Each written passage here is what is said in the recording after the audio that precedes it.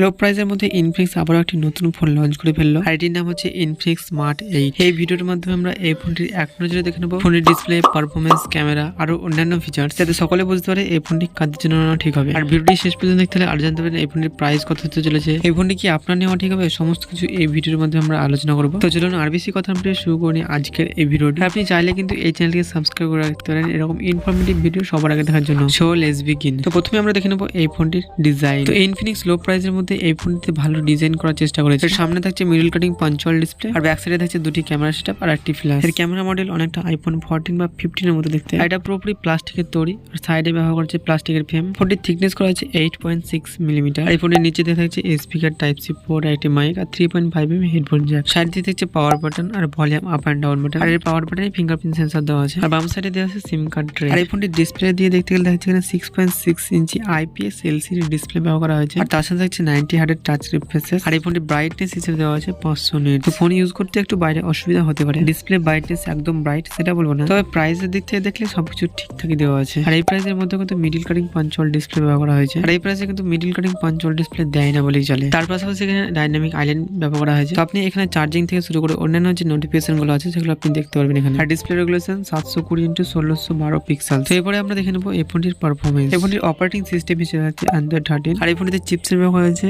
ইউনিসি T606, যেটা 12 nanometre frequency base. আর এর CPU হচ্ছে 1x6 GHz। আর এর জিবি হচ্ছে মালিজি 57 MB অন। আর এই ফোনটি অ্যাক্টিভ ভেরিয়েন্টের সাথে হচ্ছে 8GB RAM 128GB স্টোরেজের সাথে। লো সিরিংসে আপনি সব ধরনের গেম প্লে করতে পারবেন, যদিও কোনো ধরনের এটা গেমিং ফোন বা গেমিং চিপসেট ব্যবহার করা হয়নি এই ফোনটির মধ্যে, তো আপনি লো সিরিংসে ভালোভাবে গেম প্লে করতে পারবেন। তো এবারে আমরা দেখে নেবো এই ফোনটির ক্যামেরা। এই ফোনটিতে ডুয়েল ক্যামেরা সেটআপ ব্যবহার করা হয়েছে, যেখানে মেন ক্যামেরা থাকছে 13 মেগাপিক্সেলের, আর তার পাশাপাশি থাকছে একটি AI ক্যামেরা। আর সবথেকে ইউনিক ফিচার হচ্ছে এই ফোনটির ব্যাক সাইডের রিং লাইট। তো ক্যামেরা কোয়ালিটি খুব একটা খারাপ বলবো না, তো আন্ডার 10K এর মধ্যে আর কত কিছু দিয়ে রাখবে এই ফোনটার মধ্যে, যা দিয়েছে এটাই অনেক। তবে এখানে 15 মেগাপিক্সেলের ক্যামেরা দিলে আরেকটু বেশি ভালো হতো, কারণ সব ফোনে এখন 15 মেগাপিক্সেলের ক্যামেরা দিচ্ছে। তো ব্যাক ক্যামেরাতে আপনি ভিডিও শুট করতে পারবেন 1080p 30fps এ। আর ফোনটির সেলফির জন্য ব্যবহার করেছে 8 মেগাপিক্সেলের একটি ক্যামেরা। আর ফোনটিকে পাওয়ার জন্য ব্যবহার করা হয়েছে লিথিয়াম পলিমারের 5000 mAh ব্যাটারি। আর এর বক্সের সঙ্গে দেওয়া আছে 10 ওয়াটের একটি ফাস্ট চার্জার। 100% চার্জ হতে পারে সময় নেবে 2 ঘন্টারও বেশি। তবে 18 ওয়াটের একটি চার্জার দেওয়া যেত। তো সেন্সর হিসেবে প্রায় সব ধরনের সেন্সর দেওয়া নেই, তো এখানে জাইরো সেন্সর ইউজ করা হয়নি, তার জন্য গেমিং এর জন্য এই ফোনটা একবারে নয়। কানেকশন হচ্ছে ওয়াইফাই, ব্লুটুথ 5.0,